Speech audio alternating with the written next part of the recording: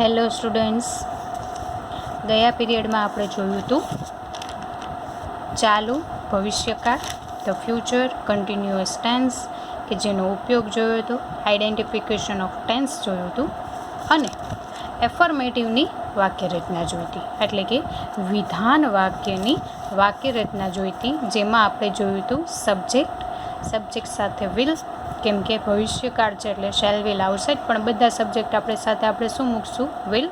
Subject will બી મૂકવું ફરજિયાત છે. વી ફોર વિના તો ચાલુ કાળ શક્ય નથી, એટલે એ બનશે નહીં.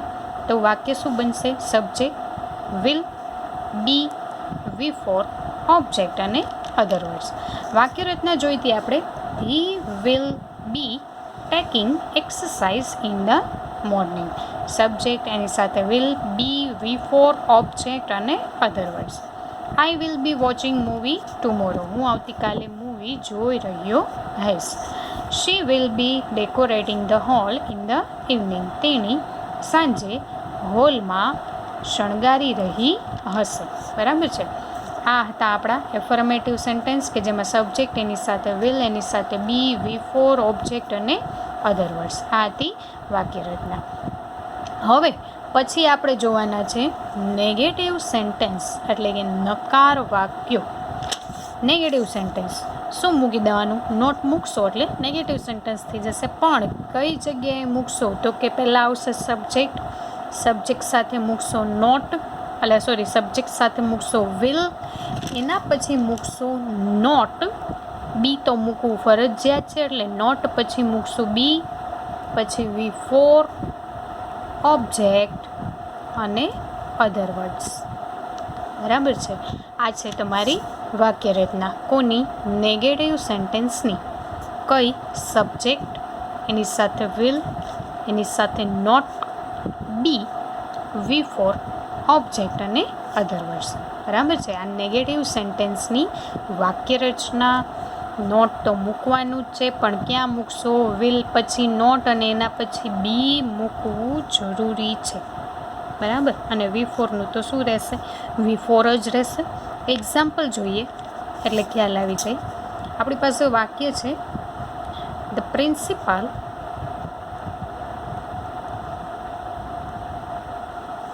will be visiting the library. Gujarati શું થશે? The principal will be visiting the library. Principal લાઇબ્રેરીની મુલાકાત લઈ રહ્યા હશે. એનું નેગેટિવ સેન્ટેન્સ બનાવવાનું છે, તો વાક્ય બનશે the principal will not be. તો વિલ નોટ નથી, અલગ નથી લખવું, તો એનું ટૂંકું રૂપ તમે શું લખશો? વોન્ટ. શું લખી શકશો? Won't. Will not be visiting the library. બરાબર છે. આ બન્યું તમારું નેગેટિવ સેન્ટેન્સ. નોટ મૂકી દેવાનું, પણ ક્યાં નોટ મૂકવાનું? વિલ પછી નોટ પછી બી V four object. Other words નથી તો કાંઈ નહીં. તો વાક્યરચના મુજબ સબ્જેક્ટ સાથે વિલ સાથે નોટ સાથે બી V four object. Other words નથી તો કાંઈ વાંધો નહીં. તો આ રીતે બનશે નેગેટિવ સેન્ટેન્સ. બીજું સેન્ટેન્સ જોઈએ.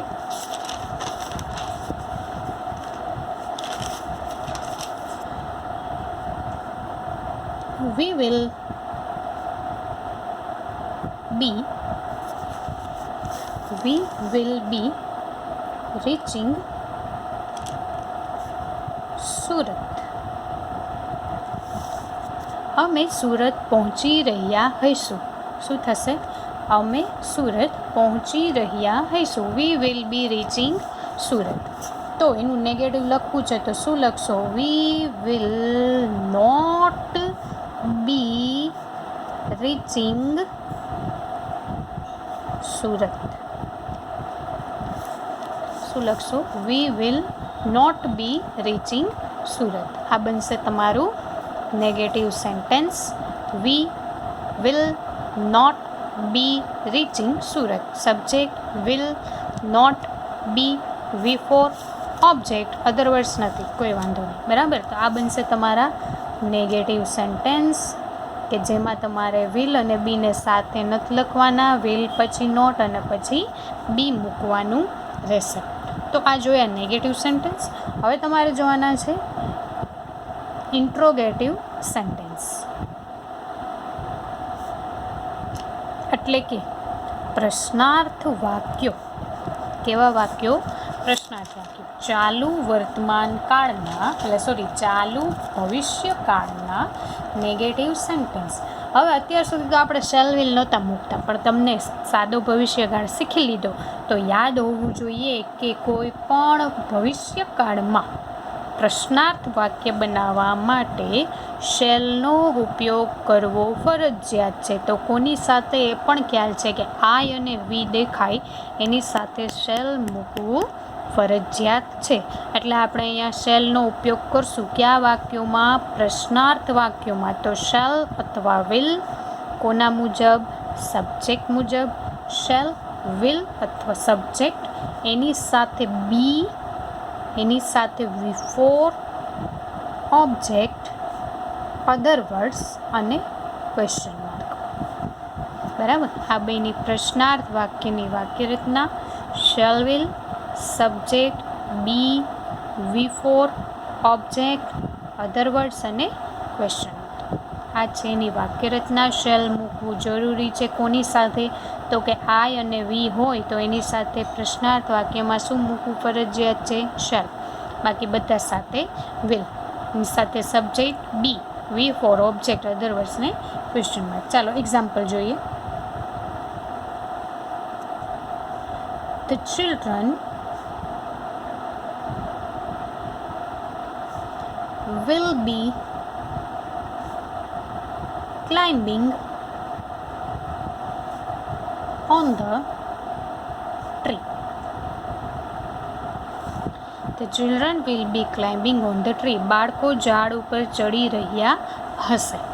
એનું બનાવવાનું છે તમારે ઇન્ટ્રોગેટિવ પ્રશ્નાર્થ વાક્ય. તો શેલ વિલ જે આપ્યું છે એને આગળ લઈ લો. આગળ આવશે વિલ, પછી સબ્જેક્ટ મૂકી દો the children. Will the children. Be પછી મૂકવાનું be climbing on the tree. આ બેનું તમારું પ્રશ્નાર્થ વાક્ય.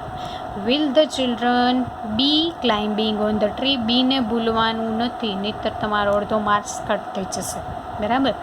Will the children be climbing on the tree? Question mark. બીજું વાક્ય જોઈએ. The teacher will B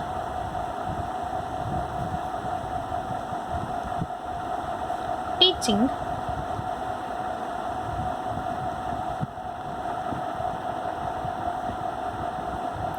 new grammar topic.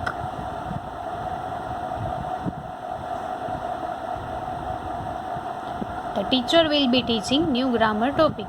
શિક્ષક ગ્રામરનો નવો ટોપિક ભણાવી રહ્યા હશે. બરાબર. એનું પ્રશ્નાર્થ વાક્ય બનાવવાનું will the teacher be teaching new grammar topic? Question mark. આ બેનું તમારું બીજું વાક્ય. હવે એકાદું શેલવાળું વાક્ય જોઈએ. વી વિલ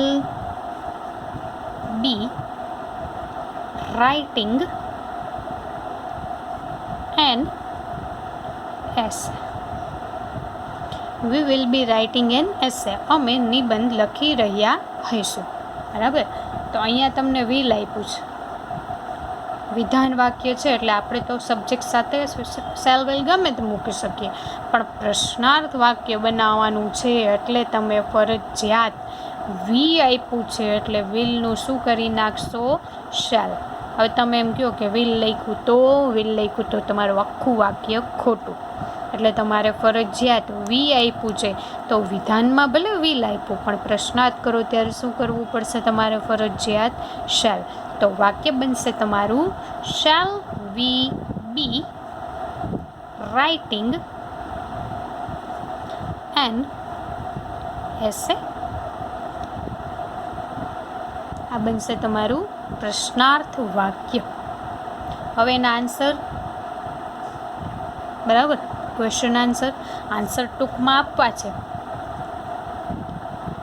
તો પહેલું વાક્ય જોયું, will the children be climbing on the tree, તો એનો આન્સર યસમાં આપ્યો છે, તો આમ આપશું યસ દે, ખાલી વિલ નહીં, ધે વિલ બી. આ બનશે તમારો ટૂંકમાં આન્સર. શું બનશે? યસ ધે વિલ બી. અને નોમાં લખવું છે તો નો ધે વોન્ટ બી. ટૂંકમાં નો દે વોન્ટ બી. યસમાં આપવું છે તો યસ ધે વિલ બી. ટૂંકમાં no they won't be. Will નોટનું ટૂંકું રૂપ જ લખવાનું, વોન્ટ બી. બીજું છે will the teacher be teaching new grammar topic. યસમાં આપવું છે બીજા વાક્યનું, તો yes she will be. No she won't be. Yes, she will be. No, she won't be. ત્રીજું છે shall we be writing an essay. shall we be writing an essay. shall શું કામ કર્યું? વી છે એટલે વિલનું થઈ ગયું shall. ફરજિયાત આઈ અને વી સાથે હંમેશા પ્રશ્નાર્થ વાક્યમાં shall જ મૂકવાનું. તો એનો આન્સર યુમાં મળે. વીથી પ્રશ્ન પૂછ્યો તો આન્સર યસ યુમાં. Yes you will be. No, you won't be. Yes, you will be. No, you won't be. બરાબર, આ બનશે તમારું વાક્ય. કયા વાક્યો જોયા આજે આપણે? તો કે નેગેટિવ સેન્ટેન્સ. નેગેટિવ સેન્ટેન્સ એટલે કે subject will not be, V four object અને અધર વર્ડ્સ. બરાબર, વિલ નોટની જગ્યાએ તમે એનું ટૂંકું રૂપ વોન્ટ પણ લખી શકો છો તો પણ સાચું. બી તો લખવાનું જ છે, પણ કોની સાથે લખશો? નોટ સાથે બી. વિલ બી નોટ એવું નથી લખવાનું, વિલ નોટ બી એવું લખવાનું છે. વિલ બી નોટ લખ્યું તો તમારું વાક્ય પડશે ખોટું. The principal will be visiting the library. The principal will not be visiting the library. એમ નથી લખવાનું the principal will be not visiting the library, એમ નહીં. The principal will not be visiting the library. એ જ રીતે બીજું વાક્ય we will be reaching Surat. તો we will be not નહીં, we will not be reaching Surat અથવા તો we won't be reaching Surat. પછીનું જે ઇન્ટ્રોગેટિવ સેન્ટેન્સ પ્રશ્નાર્થ વાક્ય shall will subject be V four object other વર્ડ્સને ક્વેશ્ચન માર્ક. શેલ મૂકવું ફરજિયાત છે. શું કામ? પ્રશ્નાર્થ વાક્ય હોય તો ફરજિયાત આઈ અને વી સાથે શું મૂકવાનું? શેલ. બાકી બધા સાથે વિલ. પણ કયા વાક્યોમાં? પ્રશ્નાર્થ વાક્યોમાં. વાક્ય છે children will be climbing on the tree. Will the children be climbing on the tree. Yes અને નોમાં આન્સર આપવું છે તો yes they will be, no they won't be. The teacher will be teaching new grammar topic. Will the teacher be teaching new grammar topic? Yes, she will be. No, she won't be. We will be writing an essay. Will નું થઈ ગયું shall, કેમ કે we છે એટલે. Shall we be writing an essay? Yes, you will be. No, you won't be. બરાબર, આટલા વાક્યો તમે આજે શીખા, નેગેટિવ અને ઇન્ટ્રોગેટિવ. નેક્સ્ટ પીરિયડમાં આપણે જોશું નેગેટિવ ઇન્ટ્રોગેટિવ સેન્ટેન્સ અને એક્સરસાઇઝના અમુક વાક્યો આપીશ તમને, એ કરી લેજો. એટલે તમારા ટેન્સ પૂરું થઈ જશે ચાલુ ભવિષ્યકાળ, અને એની સાથે તમારા કોર્સના એટલે કે 9મા ધોરણના ટેન્સ પણ કમ્પ્લીટ થઈ જશે. પણ ત્યાં સુધી આ ત્રણેય વાક્યો શીખી લ્યો. એફર્મેટિવ, નેગેટિવ અને ઇન્ટ્રોગેટિવ. એટલે નેગેટિવ ઇન્ટ્રોગેટિવ શીખવામાં સહેલું રહે અને એક્સરસાઇઝના વાક્યો આપું એ પણ તમને આવડી જાય. બરાબર છે, તો આટલું રાખીએ. નેક્સ્ટ પીરિયડમાં નેગેટિવ ઇન્ટ્રોગેટિવ સેન્ટેન્સ જોઈ લેશું.